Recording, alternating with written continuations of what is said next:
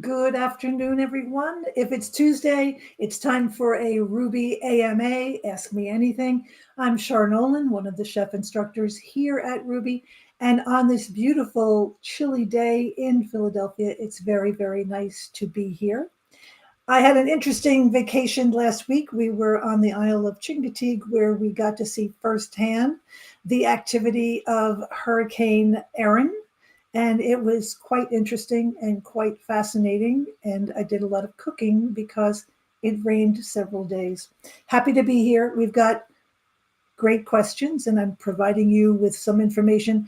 I think that each month I'm going to sort of have a highlight or a spotlight on a grad who's doing wonderful things in their lives with their Rouxbe education. And some are chefs in restaurants or own their own diners. Some are wonderful cookbook authors. Some do all kinds of different things. And I love to see the different ways that people do utilize their Rouxbe experience, no matter which course they have studied. So we'll go off first. We have a great question from Sylvia, who is asking a question about using her whetstone. And what she wants to know is, when you have a whetstone, do you follow the directions of the knife manufacturer, or do you follow the directions of the whetstone maker? And if you go down the whetstone rabbit hole, there are many, many factors to take into consideration. And I'll stop myself right here and say, when I bought my whetstone, I went to a very reputable culinary store here in Philadelphia called Fonte's. It is 115-year-old store that is sort of like whatever you need, they have. And I like to shop there for a lot of items because the people who work there are very knowledgeable and can explain everything to you in a very understandable way so that you get the best use out of your product rather. So it depends on what you're looking for, but I'm suggesting to follow the instructions from the whetstone maker. It depends upon, excuse me, the grit count that you're going to use. So if you have a low grit count, like a 360 grit count, it's going to do an okay job. If as the numbers go up to 1,000, mine is 1,000, I think. It'll sharpen your knives more easily. So you're going to use most of the instructions that are with your um, whetstone are requiring that you use either a 15-degree or a 20-degree angle. And if in doubt, always check the website. And this is where I always like to say that sometimes supporting local, who really know the products that are in their store, is the best way to shop. So, Sylvia, I hope that this is helpful to you. And my other suggestion is that twice a year I take my knives to the knife sharpener who's out my local farmer's market, and I give him my two favorite knives, and then I come back 20 minutes later and give him $20 or whatever, and my knives are done. But it is important to keep your knives sharpened and important to use the whetstone to your advantage in keeping those knives good. So I hope that this is helpful to you.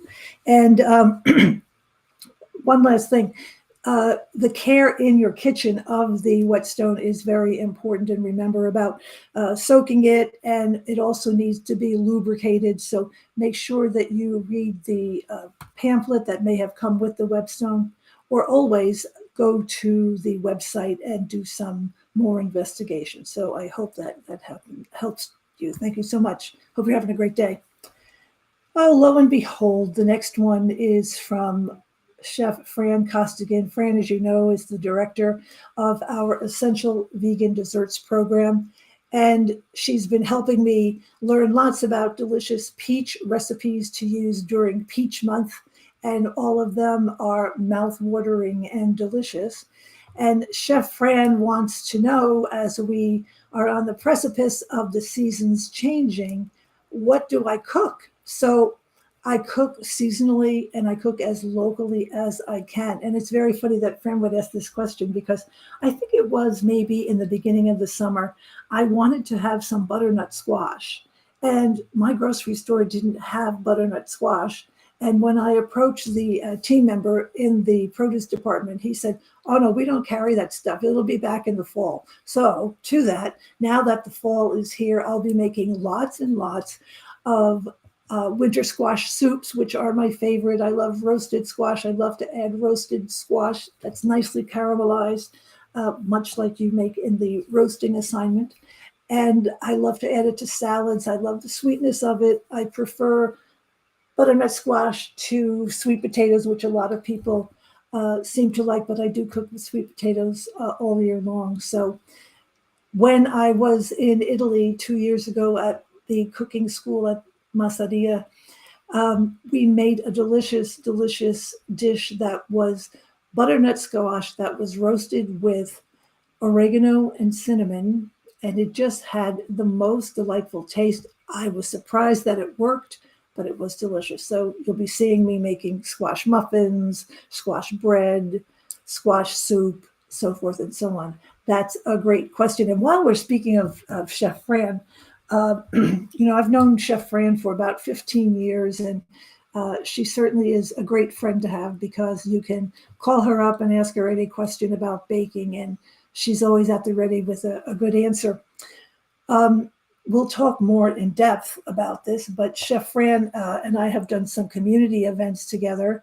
And while I'm making easy peasy oatmeal cookies, Fran was a contributor to this wonderful book called, to a recipe called Almost Instant Chocolate Pudding. Uh, I'll see if we can get the website up for you from Interfaith Philadelphia, because this organization believes that people cooking together helps to create fellowship and conversation. And they approached many chefs in Philadelphia to be contributors to this cookbook. And it's really fun because when I teach in the city, sometimes someone will show up with a tattered version of this. So we'll talk more about Chef Fran and her wonderful cookbooks. But Fran, thanks for that great question. We see each other more online than we do in real life because we're both busy and in many different directions. But great question. Always good to hear from you. If any of you follow us on any of our social media, whether it be Facebook or Rouxbe Plants on Instagram, once a month we feature a graduate because we love to see what people are doing. And to finish a Rouxbe program doesn't necessarily mean that you're going to become a chef or whatever. And we've been following this woman named now Ashley Wright, who is a cookbook designer. And she not only took Plant Pro, but she also took the Pro Cook program, so that as a cookbook writer and developer, she could be more grounded in the information that she was working with her clients. And this is a book that I love to use. It's called Super Simple Soups, and it's about 45 soup recipes. And why I like it is because while they are not whole food plant-based, you can find one of her recipes and jiggle around it and find a way to make it work for the types of ingredients that you like to use. So check out her beautiful photos. This was her first cookbook. It was called Yum. When I had it on my bookshelf this morning and was looking at the camera, Yum, when it's reversed, spells muy, and I was like, I didn't know she wrote a book in Spanish, but she didn't. Anyway, these are two fun books, and I'm just going to show you why I like it, because everything is big, and I like that in a cookbook. She's got a notebook section in the end of the book, and this book I like even better because as you go along, she has little notes so that you can jot things down. And the paper takes very well to any type of pen, which I think is an important issue, especially if you write in fountain pen ink like I like to do. So anyway, make sure that you check Ashley out. And my other favorite this is probably one of my favorite cookbooks. And the reason is that I am a big Brussels sprouts fan. And Diane Wentz has a delicious recipe for Kung Pao Brussels sprouts. And it is the most delicious recipe. And if you love Brussels sprouts, this is a way that most people don't serve them, and they're delicious. Diane, I believe, has also studied with Fran at the Essential Vegan Desserts, but I think this is either her second or her third book. Someone correct me if I'm off on the numbers, but the other part about it is that she has some really nice photos in her books, and everything looks eye appealing and delicious. Remember, we eat with our eyes first, so now you have an idea of what your dish is going to look like. And I have some other things for you to check out. One is I give you Chef Fran's website so that you can look at her book and get some ideas of, the holidays are coming up. Everybody wants to have a colossal finishing dessert, and Chef Fran's certainly do that. And, I'm not sure if Fran and I have had this conversation or not, but a lot of what happens in life is being at the right place at the right time, only you don't know that it's going to happen. And shortly after I had finished my Rouxbe program in 2015, a friend of mine called me up and said, "Hey, do you want to help me cater a dinner for T. Colin Campbell?" And I said, "Sure." And I was in a frenzy about what I was going to make for dessert. And I thought, I think I'm going to get in touch with Fran. And she has in her cookbook a no oil recipe for her chocolate cake, which is what I made. And Dr. Campbell and Nelson Campbell and Kimberly Campbell, who's a wonderful cookbook author in her own right, absolutely loved the cake. And this is when the Plant Pure Nation film had just come out. And one of the funniest pictures that I have in my mind is Dr. T. Colin Campbell walking into the theater with a doggy bag of Fran's cake. So he knew how good the cake was. So anyway, check out Fran's book, The Chocolate Book. All of them, as a matter of fact, and you'll be very happy. So the next post that I have for you is another Rouxbe grad who, again, worked with Fran from Les Artisans Bakery in Miami, Florida. It is a French vegan bakery. Now, she is Miami based, where her brick and mortar is, but she also does mail order. So if you are having a special occasion, maybe it's someone's birthday, maybe it's your birthday, check out the website and you can order some things and have them delivered right to your door. I personally think food delivery works best when it's not the summertime, even though they're packaged beautifully and on ice. But check it out and maybe sing happy birthday to yourself with a beautiful French croissant that's vegan. And this is from Diane D. Hi, Diane. I always love to see you here. Can I make kefir from soy milk? So you found that little, excuse me, that little package at the grocery store, the kefir kit. And one of the things that I like to do when I shop, because sometimes people don't put instructions on the back of a package, is I like to take a photo of the website address that's usually on a package so that I can take it home and experiment with it.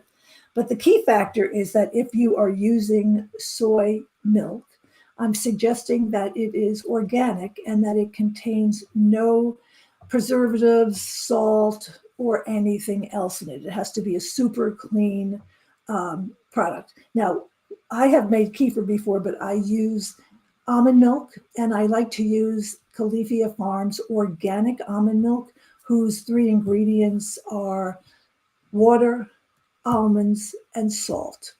Now, if you do use I don't like the word clean. If you use a soy milk or an almond milk that is without preservatives, the one thing that you'll have to do, aside from adding water, is to use maybe a quarter of a teaspoon of sugar, because the sugar needs to activate the kefir grains. So try it. Let us know how you make out with that recipe. I have made yogurt from soy milk and from almond milk, and it comes out very, very well. I will add some probiotic rather. And I think that you will enjoy it. It's really a nice process, and it's also much more effective on the pocket. So thank you so much for that question. It was a really good one. The next one is from Diane D again. And I think that Diane may have asked that question last month. And after we were taping the event, even though it's live right now, I decided that that might become a really popular question. So let's go back first to the origin of the salt, because I think that that is a really important thing. If you're using sea salt, think about where it comes from. It comes from what can be contaminated waters. So as the water evaporates and they pick the salt, it can have microplastics in it. So I would stay away from sea salt. A lot of people are recommending to use like a pink Himalayan salt or rock salt. And curiously, I went down again the salt rabbit hole to see what commercial salt manufacturers were listing on their websites about microplastics in their salt. And much to my surprise, there was nothing mentioned. So it might be one of those things that aware citizens like Diane is, bringing to us, which I think is interesting. Now, if you're a mathy person, which I'm not, but I love math facts, there are 1 to 10 microplastics per gram for gram. So that is 1,000 milligrams. So in 1,000 milligrams, if you multiply that, we'll make it easy math. If you have 1,000 milligrams, you're going to multiply it times 1. So per day, you would be getting in a half a teaspoon of salt, 10,000 microplastics. And as I continue down the salt rabbit hole, in Korea, they have done massive studies about microplastics in soy sauce. And though that number is somewhat diminished than it is in what we'll call sodium chloride, there are microplastics in soy sauce. So I think that the message that I receive from this is that perhaps learning to unwind our need for that salty flavor, that maybe using less soy sauce and using less sodium is a good way to take care and monitor some of the other foods that we are eating. So I spent a couple of days after our last event sort of researching this because it fascinated me so much. So Diane, I want to thank you so much for sharing that question, because I think that it has an impact of what we do. And I even watched a video and saw how microplastics can affect organs and other things like that. But if you're interested in it, there's lots of research out there. And I think that you might find it interesting as well. So, when we were on vacation last week, we went out for dinner a couple of times. And I feel like I have to give direction to the food server about how I want to have something prepared. And I would say, no added salt. And then I would come to the table and it was like, oh, this is really salty. And then I would ask the waiter and he would say, no, he didn't add any salt. So maybe it was the way that they prepped it or whatever. So I think I know a lot of people, not just myself, who have very sensitive palates because salt is no longer the focal point of an ingredient when they cook. So Diane, thank you again. I really, really appreciate that so much. So our next question is saying Happy Tuesday. Well, that's exciting. Can you suggest whole food plant-based substitutes for condensed coconut milk and olive oil? Let's go to the coconut milk first. A few years back, I was doing some recipe testing for Jane and Rip Esselstyn, and their ingredient was that they used coconut extract. So in other words, if you were looking for a milk substitute, now you're not going to have that fatty element to it, but flavor-wise, it works out really well. And I think that as I have used this recipe now, because I like a thick food, I've added some flaxseed meal just to thicken it up, but the flavor comes out perfectly. And for the olive oil, there really isn't a substitute for olive oil, but I'll give you a substitute for sesame oil. So if you're cooking some Asian dishes, perhaps you're making the Asian wild rice salad that we feature. Instead of using the sesame oil in the dressing, you would toast some sesame seeds, and then you would, when they're finished, when they turn brown, you're going to put them into a mortar and pestle or an herb grinder. And what happens is that the natural oils from the sesame seeds capture that flavor so that you can put it into a dressing and then puree the dressing ingredients so that you don't really have the sesame seed whole, and it gives the same exact flavor. Um, I've shared with Chef Fran and a couple of other colleagues that tomorrow I'm going to Italy, where I spend a week cooking the dishes of my grandparents. I stay on a farm that's about 4 kilometers from where my grandparents lived before they came to America. And there is nothing that I do. I make everything whole food, plant based, no oil. So I have been able to convert a lot of those recipes just by eliminating the oil. And I will say that after next month will be 16 years that I've been whole food plant based. Um, it's something that I don't miss, and it's something that I don't think about. So start out with the sesame oil and see what you can do. And I hope that's helpful to you. So thank you very much for the good question. And thank you for wishing everybody a happy Tuesday. And hello from Catherine C. She's interested on how you cook with curry. There are many different types. Do you have a preference? Well, here's the truth.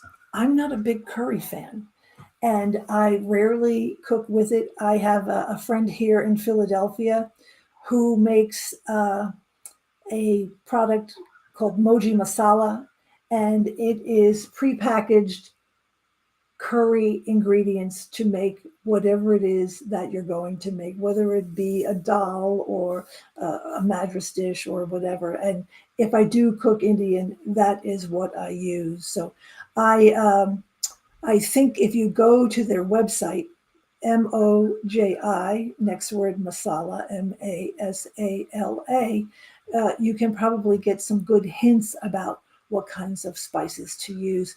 Next month is cookbook month, and we ask each of the instructors to list who their favorite cookbook author is or cookbook. And so I know several of them are big fans of Indian cuisine, so stay tuned for that. Thank you for a very good question. And here we are. This is from Diane D. again. How much turmeric root should I use to replace 1 teaspoon of turmeric powder? The first thing I'm going to remind everyone of is that if you're going to use turmeric root, you want to make sure that it is organic. And my own preference is to buy turmeric that is grown in the United States, because I understand the agricultural aspects of how things need to be grown, especially if they are to be used in a dish and they are organic. So I think that what I remember is that 3 tablespoons of raw spice equals 1 teaspoon of dried spice. So that is what I would look at for the turmeric. And I like to peel it, and then I use a microplane to grate it so that you can get the maximum flavor, and it seeps out a little juice that will add more flavor. But I'm going to offer one more thing, Diane, is to start small.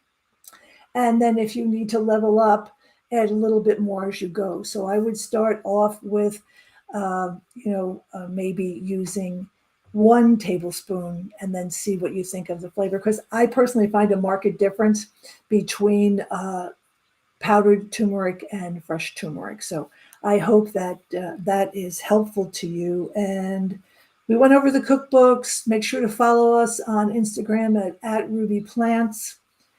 We also showcase really wonderful ideas and photos from the Blue Zones program that we offer with Dan Butner, who has written copious amounts of books, and he has a wonderful Netflix special about the Blue Zones. Fascinating, fascinating, fascinating. So I'm going to thank you in advance for tuning in today, and I hope everyone enjoys the rest of the summer, Labor Day, and if your children or grandchildren or your next door neighbors are off to school, I hope that they have a wonderful year starting next week. So thanks so much for tuning in, and have a wonderful rest of your summer. Signing off from this city of brotherly love and sisterly affection. You might be hearing my dog bark at the mailman. Thanks so much for tuning in, and I'll see you next month. Bye-bye for now.